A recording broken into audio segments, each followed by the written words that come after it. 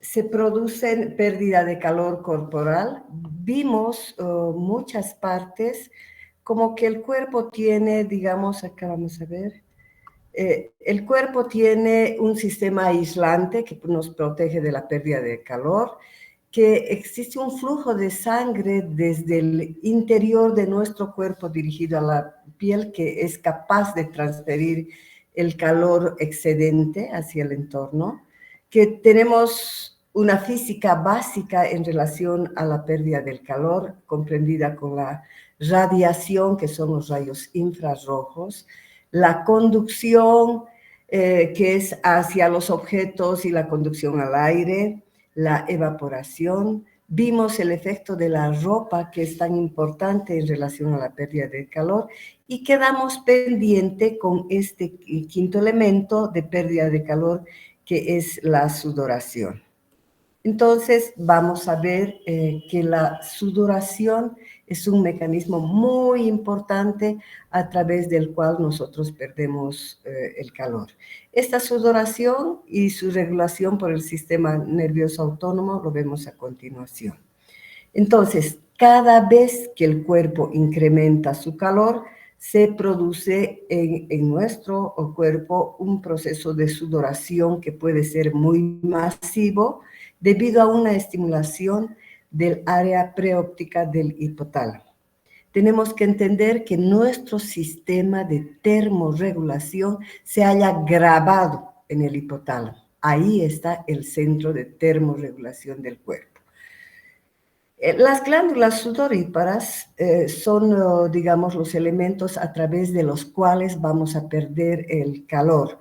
Y estas glándulas sudoríparas son estructuras que tienen una parte tubular y una parte subdérmica enrollada, y las cuales obviamente tienen una desembocadura en la piel. Estas glándulas sudoríparas se encuentran inervadas por fibras nerviosas colinérgicas. Y si son colinérgicas, se supone que van a secretar acetilcolina. Entonces, un neurotransmisor importante de las fibras de estas glándulas sudoríparas son la acetilcolina. Viajan junto con los nervios simpáticos adrenérgicos. Por lo tanto, a veces cuando el exceso de calor es demasiado intenso, como acontece en ejercicios intensos, ahí se pueden ser ayudadas por estimulación simpática, es decir, liberando adrenalina y noradrenalina. Pero esto es en situaciones extremas que necesitamos liberar mayor cantidad de calor. La porción subdérmica que está en el interior, esta porción enrollada de la glándula sudorípara, secreta una secreción primaria que se la denomina y que en esencia va a llegar a constituir el sudor. Y la composición de este sudor es muy parecida al del plasma, es decir, que tiene sodio, cloro, agua, grandes cantidades, calcio, todo lo que contiene el plasma, exceptuando las proteínas.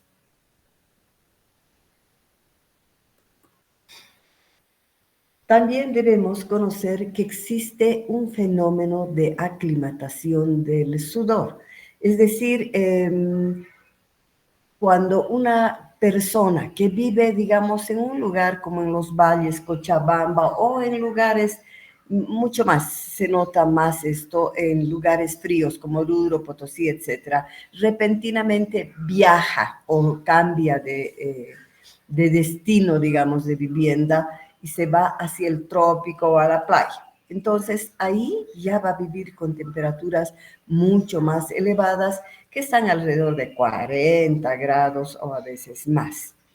En estos casos, las primeras 6 semanas de su cambio de residencia viviendo en estas zonas tropicales, va a presentar una gran sudoración, presenta una sudoración profusa, liberando hasta 2 a 3 litros al día. ¿Se dan cuenta esa cantidad tan grande?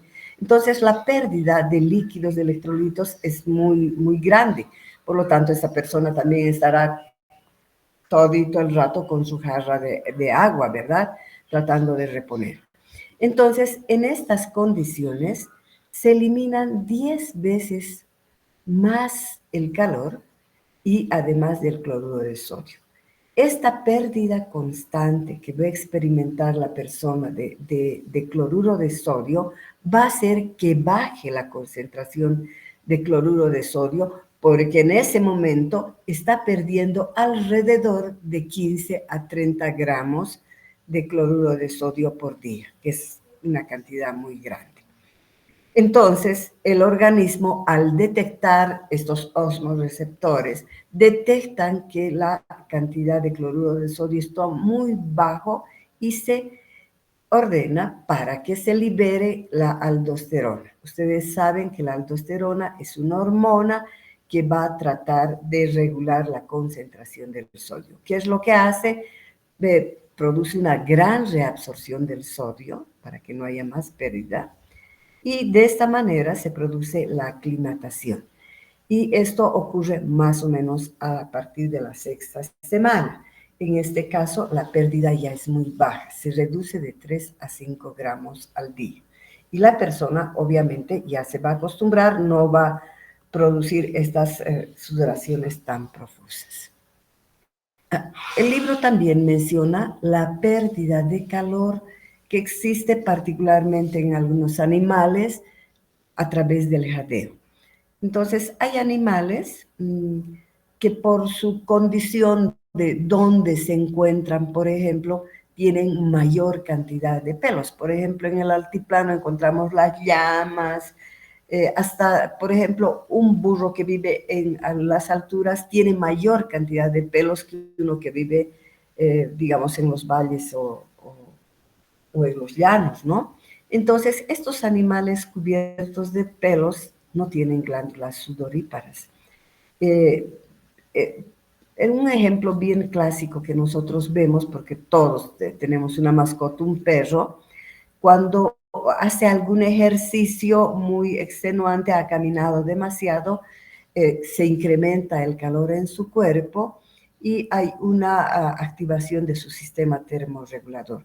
¿Y qué es lo que hace él? Porque no tiene glándulas sudoríparas para sudar, sino que hace el fenómeno del jadeo.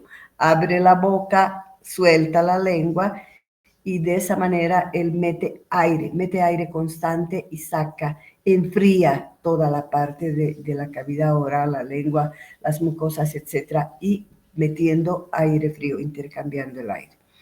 Y ya creo que comentamos esto, que por ejemplo los elefantes que tampoco tienen glándulas sudoríparas tienen un entramado increíble de vasos sanguíneos en las orejas y estos abanican las orejas para hacer entrar en contacto con aire nuevo. La regulación de la temperatura corporal, ya les he dicho, este centro es el hipotálamo, ahí está. Entonces, cada vez que el cuerpo se encuentra, digamos, desnudo, a temperaturas que pueden oscilar desde 12 hasta 55 grados, fíjense qué altas, siempre y cuando esta persona esté en una atmósfera que tenga aire seca, esta temperatura central no variará. Lo dijimos al principio esto, ¿verdad? Y la temperatura corporal está regulado por una serie de mecanismos de retroalimentación que van a actuar o van a operar a través de centros termorreguladores, por lo tanto, localizados en nuestro centro de regulación que es el hipotálamo. Y para que esto ocurra, se necesitan detectores de temperatura, detectores permanentes que están midiendo en qué temperatura nos encontramos e indican el momento preciso en que sube o baja la temperatura. Estos son los detectores de temperatura que nosotros tenemos. Entonces, hay fenómenos de detección de la temperatura corporal localizados en el hipotálamo anterior y en los núcleos preópticos que están en el hipotálamo. Entonces, esta región hipotalámica anterior y los núcleos preópticos contienen una gran cantidad de neuronas que tienen más afinidad, por ejemplo, hacia el calor o al frío.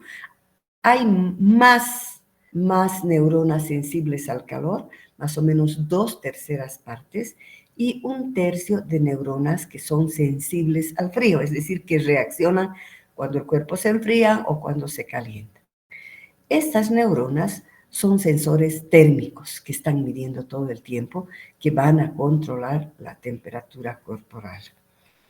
La velocidad de descarga es 10 veces más cuando la temperatura aumenta 10 grados en el cuerpo, ¿no? Por lo tanto, estas son las neuronas sensibles al calor.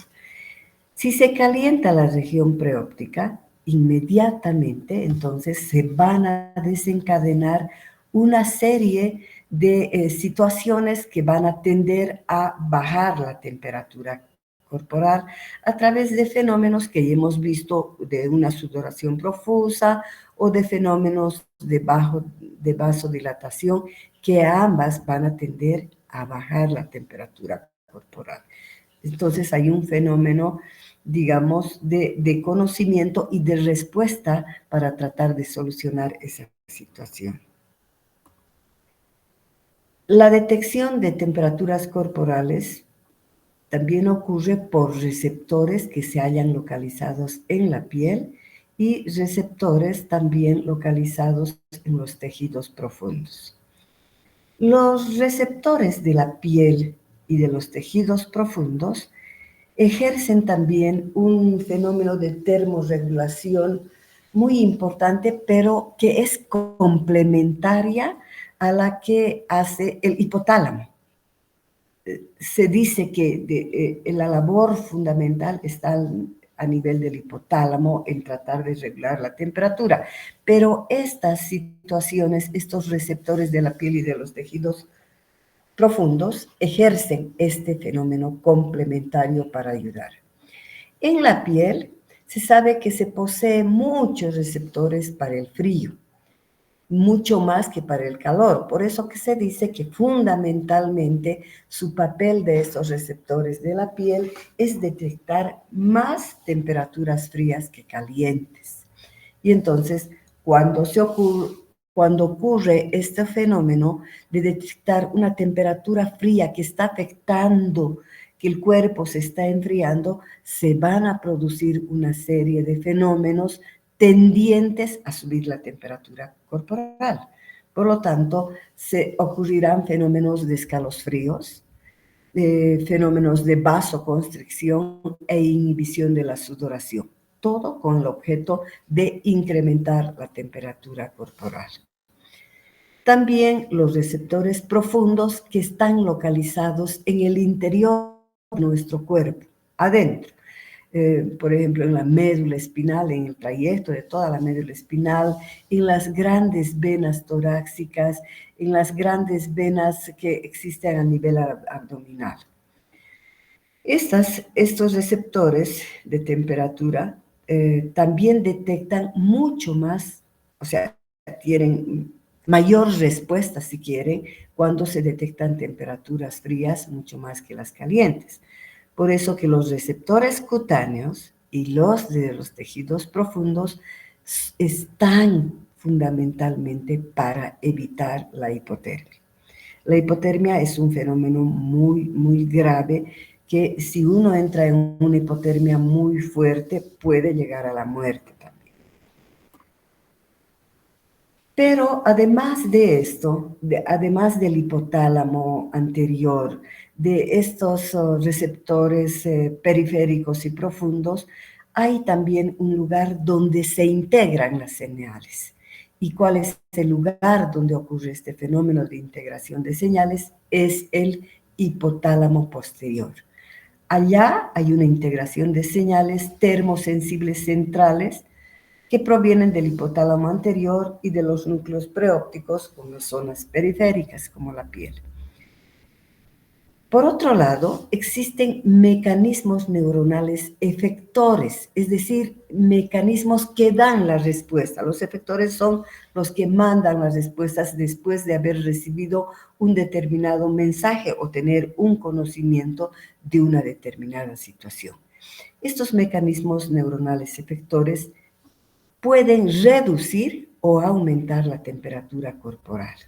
Así, cuando los centros hipotalámicos detectan temperaturas muy altas o muy bajas, desencadenarán procedimientos que tienden a subir o a bajar la temperatura, pero casi siempre tratando de que esté en límites normales.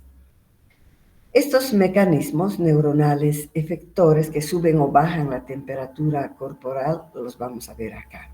¿Cuáles son estos mecanismos neuronales que bajan la temperatura? Es decir, ¿qué fenómenos ocurren cuando que tienden a bajar la temperatura? Cuando el cuerpo está caliente, estos mecanismos para bajar son los fenómenos de vasodilatación, de sudoración profusa y disminución en la producción de calor. ¿Se acuerdan que vimos este fenómeno de vasodilatación? Cuando la temperatura sube, es capaz de haber un flujo tan grande en nuestro plexo subcutáneo debido a este fenómeno de vasodilatación y a través del cual se disipa todo el calor excedente. Lo mismo la sudoración, que se pueden eliminar cantidades grandes a través de eliminar un sudor. Y obviamente la inhibición de la producción de calor a través de todos los fenómenos, ¿verdad? Hay también mecanismos que van a incrementar la temperatura corporal y entre esos tenemos la vasoconstricción, donde se cierra este plexo subcutáneo, hace un fenómeno de cierre, no hay circulación, nada, no hay transferencia de calor hacia el entorno. Fenómenos de piloerección que son fenómenos, digamos, precarios de una especie menor, que sin embargo nosotros todavía podemos presentar. Cuando experimentamos estos fríos intensos, no, en ese momento se nos erizan, ¿verdad? Estos pelos de nuestra piel se paran. Y esto es muy notorio en los animales, porque ellos al hacer este fenómeno de piloerección hacen una capa grande protectora para evitar la pérdida de calor. Es mucho más notorio en los animales. Y además que existe también fenómenos de aumento de la termogenia, es decir, de estos procesos químicos internos que acontecen en nuestro cuerpo para tratar de producir mayor cantidad de calor. ¿Cómo es este aumento de la termogenia para producir el calor? Cuando hay temperaturas bajas, hay estimulación del núcleo dorsal medio hipotalámico posterior y libera la tiritona, que va a producir el temblor de escalofríos. Acuérdense que este temblor es involuntario. El cuerpo se enfría y una de las cosas que hacemos es el escalofrío, empezamos a temblar. Es una forma involuntaria que produce contracciones musculares, verdaderas sacudidas para tratar a través de la contracción muscular liberar calor. Entonces va a haber una producción de calor 4 veces más en nuestro cuerpo que va a hacer algo más que suba la temperatura corporal. También hay una estimulación química simpática a través de liberar la adrenalina y la noradrenalina, que ambas hormonas, una es precursora de la otra, aumentan las tasas metabólicas y producción de calor. A esto se denomina la termogenia química.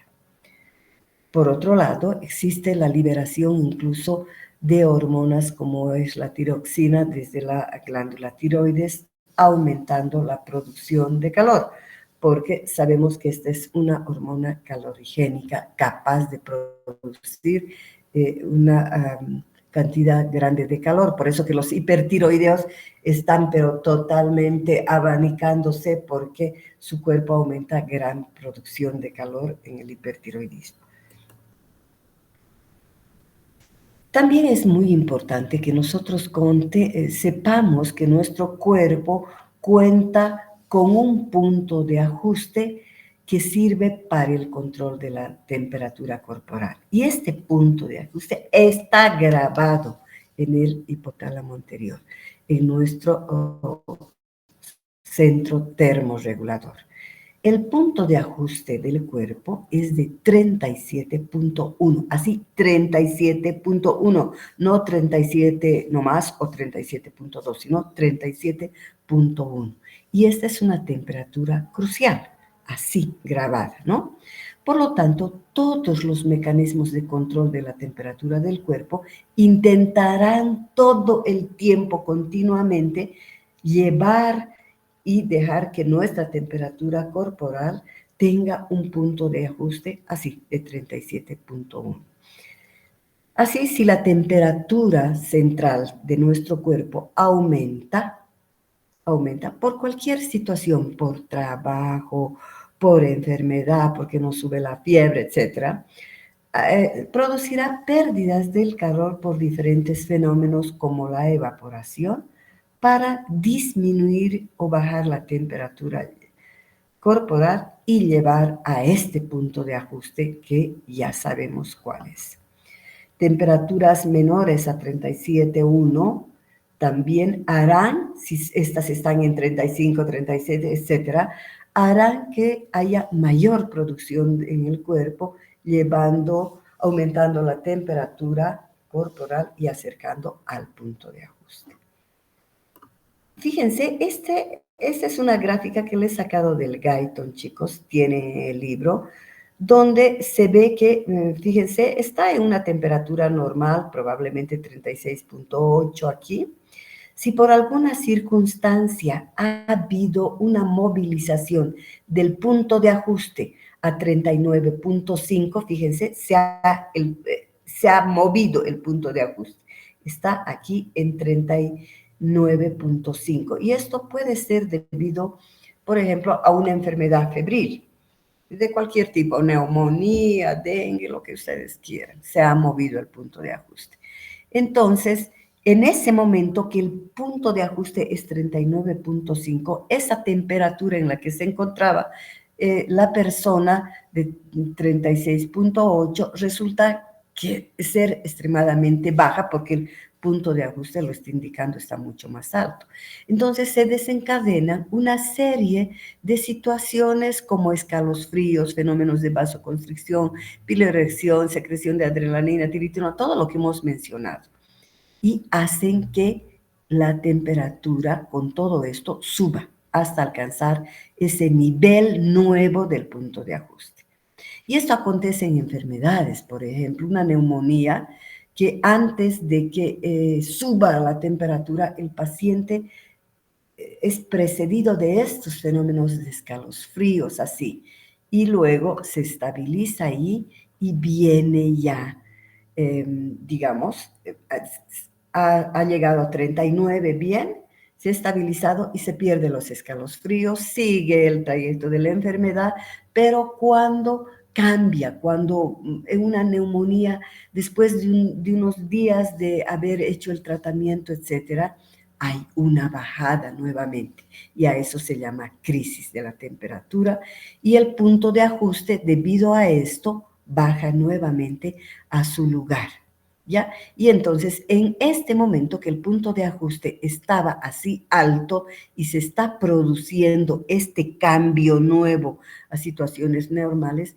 entonces va a haber fenómenos de vasodilatación, sudoración profusa, etcétera, para que descienda este punto de ajuste.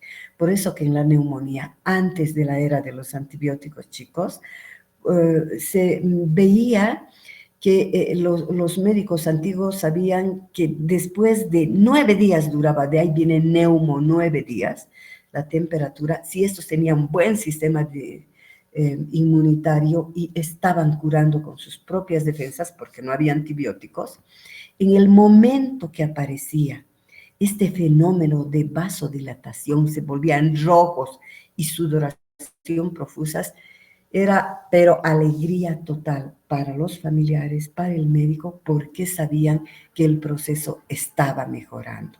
Se estaba produciendo este fenómeno de cambio del punto de ajuste. Pero sin embargo, existe mencionado algo que es el control conductual de la temperatura corporal. Hemos visto cómo tenemos nuestro centro termorregulador en el hipotálamo, tenemos además otras situaciones, detectores, tenemos efectores, mecanismos efectores, todos estos tendientes a controlar la temperatura. Que nosotros, digamos, no tenemos un poder, que son autónomos, están regidos por sistemas nerviosos autónomos, ¿verdad? Sin embargo, hay algo que, fíjense, es el control conductual de la temperatura corporal. ¿A qué se refiere? Es que aquí dice muy claramente, aparte de los mecanismos subconscientes estudiados hasta el momento, todo lo que hemos visto, el cuerpo cuenta con otro mucho más poderoso, que es el control conductual. Es decir, esta nuestra actitud de darnos cuenta que estamos en un lugar frío, ventilado, que está haciendo un frío intenso ahí afuera, con temperaturas terriblemente bajas, y lo que hacemos es cambiar y decir, yo voy a ingresar dentro de mi casa o a un ambiente donde hay temperatura, me voy a colocar el abrigo, etcétera. O si estoy muriendo de calor, me saco la ropa, pongo ventilador, etcétera. Es la conducta del ser humano frente a estos cambios de temperatura. Y esto es poderoso, como dice aquí, es lo más poderoso probablemente, mucho más que, digamos, que el cuerpo solito intente defenderse, porque ha hecho absolutamente todo. Entonces, cuando la temperatura es mayor, hay esta sensación de estar muy caliente, se desabriga, etcétera, todo lo que hemos mencionado. O si hay esa sensación de frío, nos abrigamos, utilizamos calefacción, nos metemos a la cama, etcétera. Frazadas. A este tipo, el libro lo indica, los fisiólogos antiguos le daban muy poca importancia. De hecho, sin embargo, de hecho dice, el único mecanismo importante y eficaz de controlar el calor o de estar en ambientes fríos es el abrigo. Es esta actitud de las personas frente a los cambios de temperatura. Vamos a ver aquí algunas alteraciones de la regulación térmica corporal y la fiebre y los efectos de pirógenos endógenos. ¿Qué son los pirógenos? Los pirógenos son proteínas, toxinas, polisacáridos que se encuentran presentes en las membranas celulares de las bacterias. Y estos son capaces de modificar el punto de ajuste del hipotálamo, estos pirógenos endógenos.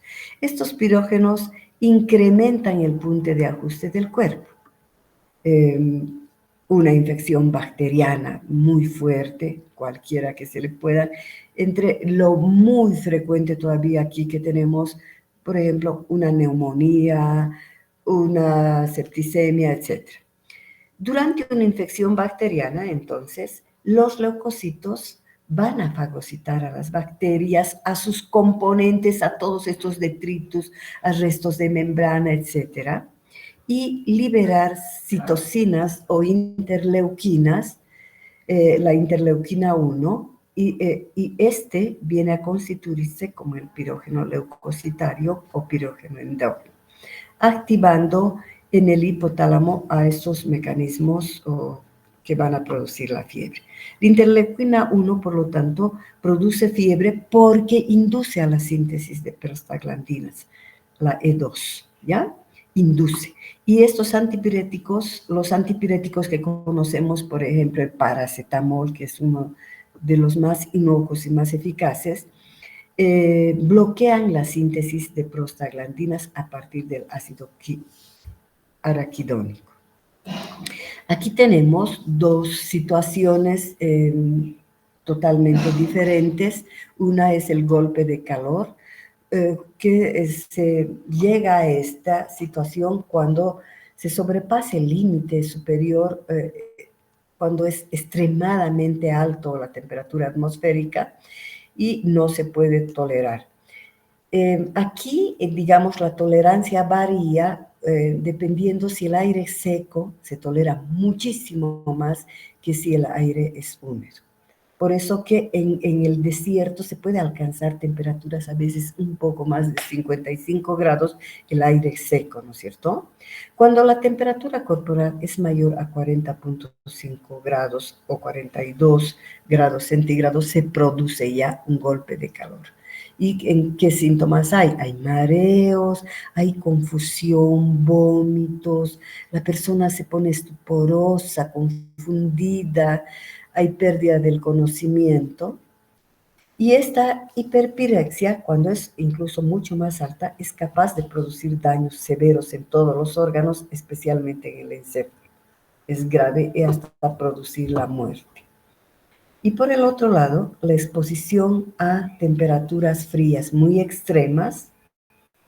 Aquí, si no se hace tratamiento casi de inmediato, una persona que está expuesta al agua helada, gélida, como han visto en el Titanic, por ejemplo, no duran más de 30 minutos. Son capaces de morir entre 20 a 30 minutos por paro cardiorrespiratorio o fibrilación ventricular. La muerte viene muy rápido. Sí, bueno, no se deben acordar, pero hace más de 10 años, por ejemplo, murieron soldaditos por el Salar de Uyuni allí, cuando hacían en un lugar en la frontera donde hace más frío, estaban de guardia y los pobrecitos se congelaron y murieron parados. Cuando la temperatura corporal baja por debajo de los 29.5, desaparece la capacidad de regulación del hipotálamo. Ni siquiera estos mecanismos interiores ya actúan. Ahí desaparece todo. Y los síntomas son somnolencia seguida de coma y muerte por paro cardiorrespiratorio, que es un depresor terrible. Bueno, queridos, aquí hemos concluido con este tema y a partir de la siguiente semana yo voy a comunicar a la doctora Cardona, probablemente ya van a estar con otros docentes. Ha sido un placer, queridos, y yo me despido hasta otra oportunidad. Hasta luego.